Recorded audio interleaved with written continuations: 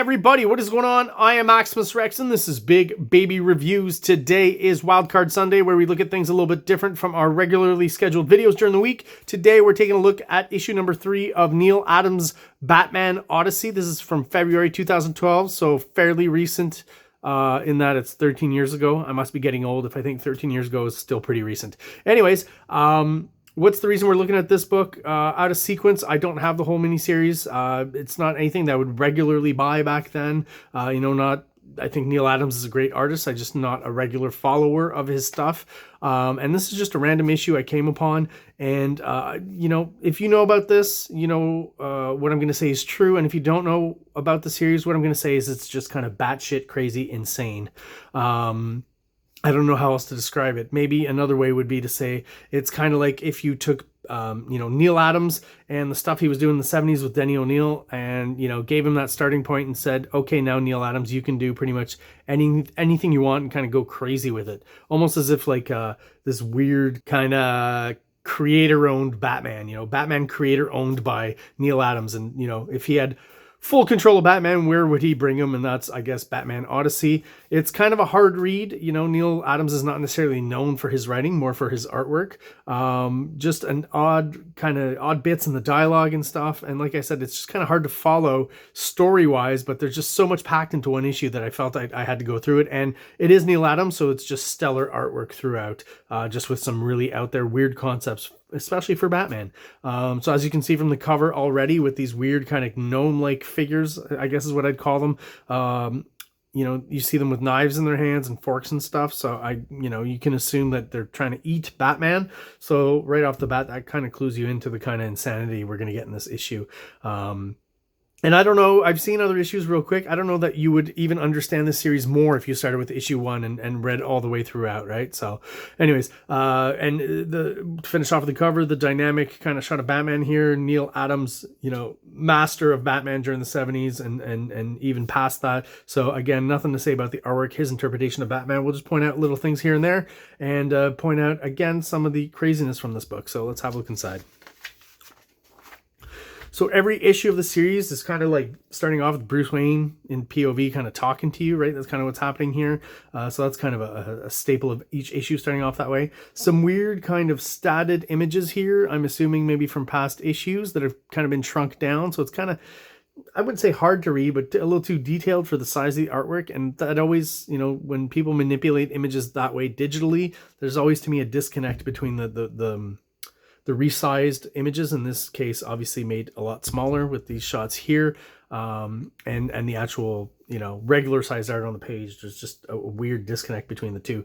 The actual shots though, very almost Walt Simonson, right? Walt Simonson, as we know, is really into dinosaurs and stuff, and I mean a lot of the stuff in here is kooky, but some of the stuff is cool. Who's not into seeing Batman kind of crossing over with Dino Riders or something? Anyone remember that cartoon? That's pretty old school. And Batman riding these huge kind of dinosaur-like or sized bats around is pretty darn cool. It'll come back in this issue. We'll have a look at that. But yeah, again, just some of the weird concepts here, but cool visuals, right? I guess Neal Adams was maybe going for the visual first and just, deciding on certain visual things he wanted to do and work on, and then worked them into the story. Did I go too far there? I think I skipped a page. Excuse me. Yeah, so we're introduced, we know Batman, obviously. We're introduced to a different Robin here with blonde hair, and a different Batman here with a kind of a purple costume and a much different look with the mask and the hair sticking out of it. Not exactly sure what that's about, but they'll be throughout the issue here. And starting us off with some real cool, kind of heavy metal magazine, sci-fi fantasy 70s stuff mixed in. But then these weird gnomes again appear, and just like on the cover, they this one here, and here's the weird bits of dialogue. Hey, yow, hey, what the hell's going on? You bit me, nearly bit me. Like, wouldn't you just say you tried to bit me or something? And all the way through this book, just the dialogue is a little weird, and this, when you're scripting for comic books, you still have to kind of adapt the dialogue, I think, to a certain extent, to not have overtly like inside baseball kind of terms and references and stuff. And I feel like Neal Adams is referring to stuff that most readers, when they're reading this, have no idea. If I find other examples, more obvious ones, there's one with Batman. I hope to remember to stop on it when we see it, and I'll read it to you. And that's probably the best example in this issue. But yeah, so basically that leads to a confrontation between Robin and these gnomes. Once again, like just the dynamic storytelling, never the same angle, right? And you know, the character always, no one's gonna say that Neal Adams can't draw. The character's always moving, always very dynamic, I think, and as they should be, these superheroic characters. And he's using his design of Robin, right, in the late 80s. I think it was supposed to be for the Batman movie, maybe. Robin was meant to appear in that movie, and that would have been his redesigned or similar redesigned costume. A bunch of artists did some redesigns, and Neal Adams had been chosen, and they didn't end up using it in the movie, but they did, you know, have Tim Drake, the new Robin, don the kind of more 90s style costume, which is, I think, is a pretty good look compared to the original Robin one, which is, you know, I don't, what's the word I would use? I mean, to have a kid running around with bare legs is in green underwear is kind of an iffy choice there. I'm not sure what they were thinking of. Even you would think even back in the late 30s, early 40s, that would be a no-no. I would hope it'd be a no-no. So was it a yes? Historically, I'm not quite sure, but yeah, odd choice. I'll leave it at that. So yeah, so Robin just proceeds to beat the crap out of these gnomes here. Not very attractive. Like the character design for them, I feel, is just, I guess he's going for goofy and stupid, but I'm not quite sure where the inspiration comes from, but I have a doubt, and I'm certainly hoping that's not where it's coming from. Maybe some of you out there know what I'm talking about, but I won't get into that. Some more dynamics here. I didn't read the credits. I should go back and do that real quick just because I think it's pertinent. I'm wondering if Neal Adams, you know, in everything you do in comics, it's art and stuff, there's messages you can get across, and even in like a credits box, you can be a little bit passive aggressive. So, real big, Neal Adams, plot and script, a little smaller, Neal Adams pencils. Interesting is that Bill Sienkiewicz inks here on Neal Adams makes total sense, right? When he started out, he was pretty much, let's be honest, a Neal Adams clone, and still uses a lot of his technique, even though his art style has evolved and changed since then. But I think Bill Sienkiewicz is actually a really good fit for Neal Adams inking himself, where, you know, it usually tends to be a little more loaded, a lot more lines, and a little rougher in a way, which I'm okay with. But, you know, if you were to ask me who should ink Neal Adams instead of Neal Adams, it would be Bill Sienkiewicz for sure. So good choice there. But yeah, the fact that his name here as plot and script is really big, and that he really, you know, you could just, for a book like this, story and pencils, Neal Adams, and that would do. But it's almost like he's taking a shot at those writers who think they're too important or more important to the comics than the artists.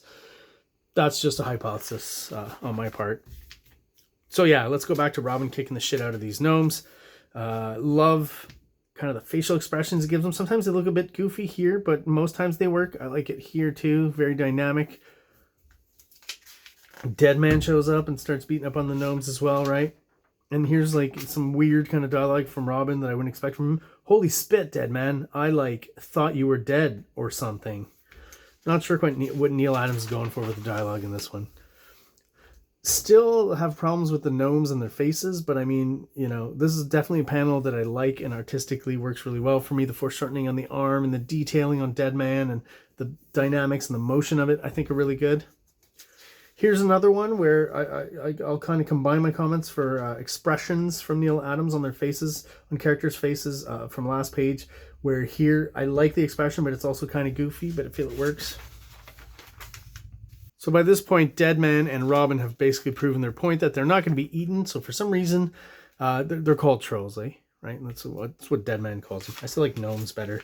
But for some reason, decide to help Robin and Deadman and basically get them to I like what he called them, actually. Your groomed mounts await. And we've got those giant bat creatures, right, from before that we saw on the first page. Also noticed, interestingly, that this is a stat of this one, or that one's a stat of that one. It's an exact duplicate photocopy here, so quite a clever way to do that and use the same image twice. That's not readily noticeable. I don't, you know, reading the comic, I don't know if I would have picked up on that right away, but I did now. Great shot here. I think the idea of Robin and his bat creature overlapping these landscapes is pretty cool. Again, whether it comes to, you know, landscapes, medium shots, close-ups, Neal Adams is killing it everywhere. And again, a very kind of rough, illustrative style that, you know, I definitely like. you know, rough but and clear and easily readable, I guess. So we're back to Batman. He's actually on some flying bats as well. There's a weird thing here where throughout the issue, you get the classic kind of wide-eyed Batman, and then all of a sudden he'll show the pupil. I'm not quite sure exactly why. It's not always necessarily, you know, in close-ups and stuff like that. Sometimes it's in further away shots, so not quite sure what he's going for. But again, look at the whole vibe here is very heavy metal, kind of Star Wars sci-fi. It's very strange. Very, very strange. And yeah, so they meet this wizard guy all of a sudden, and this is what I mean, just random things, you know, you're off.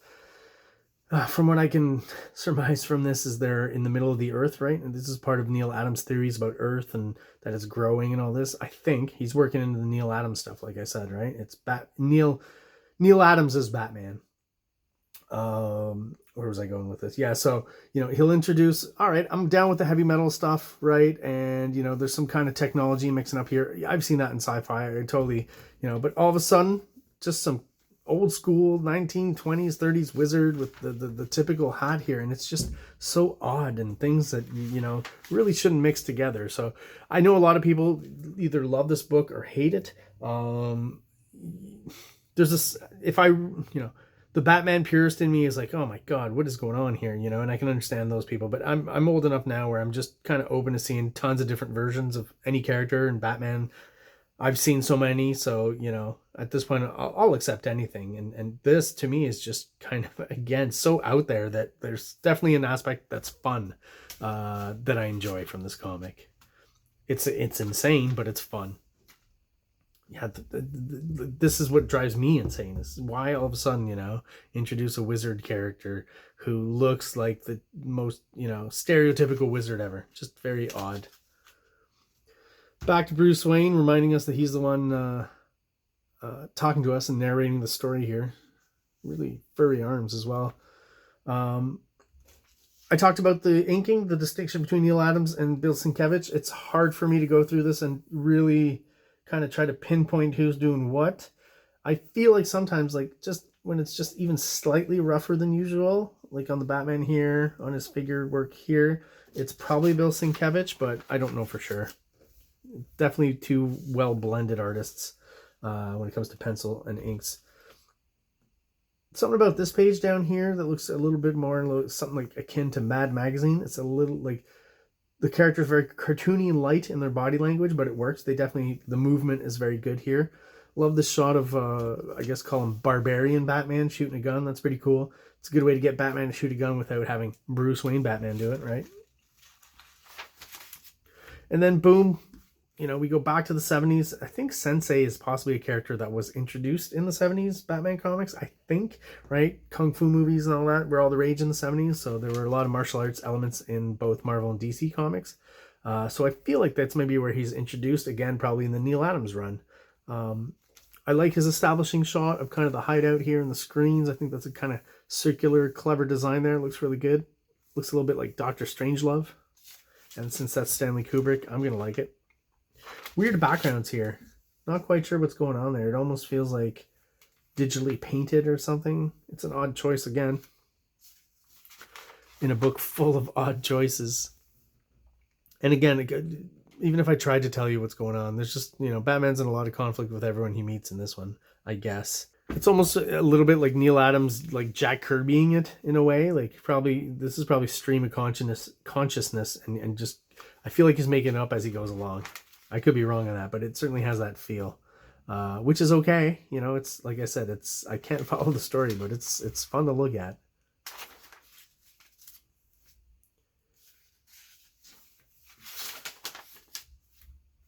So yeah, so here's another example. Again, I was talking about the pupils and the wide eyes. So we're close, we move further away. I mean, we're pretty close here. Then they come back. There just doesn't seem to be much rhyme or reason to it, as to why they keep switching from one to the other.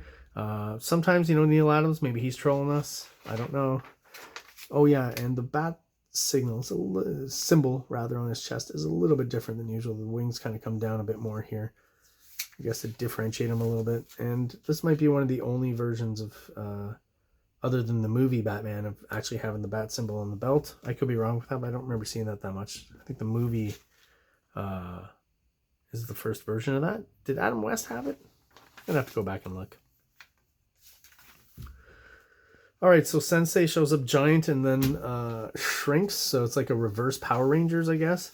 And again, like, you know, these shots are pretty much, you know, close to the same distance. And why white eyes here and pupils here? I don't know for sure. Of course, we're going to have confrontation between Batman and Sensei. And then, you know, again, Neal Adams, great artist, just some odd foreshortening on this figure here of Sensei. Like, forget the figure kind of kicking through him down here, which is an odd choice as well. But, like, the head's closer, the arms are moving away from us, but to an extent where they almost look like midget arms here, right? And then this leg is forward and that one's backwards. I mean, it still works, right? It's still pretty well drawn, but I just feel like it's a weird shot throughout this whole book where the anatomy is just a little bit off or skewed. I don't know exactly what to say there, how to call it. And again, the idea to have him kind of bust through the legs here, it's just an odd choice. It's still readable, like I know what's going on, but it's just, it feels a little odd. And then I think this is kind of my favorite page, the whole book, because you get this cool shot of Batman here. I think that works really well. And Batman all throughout, and his physicality, his movement. Batman is a martial artist, right?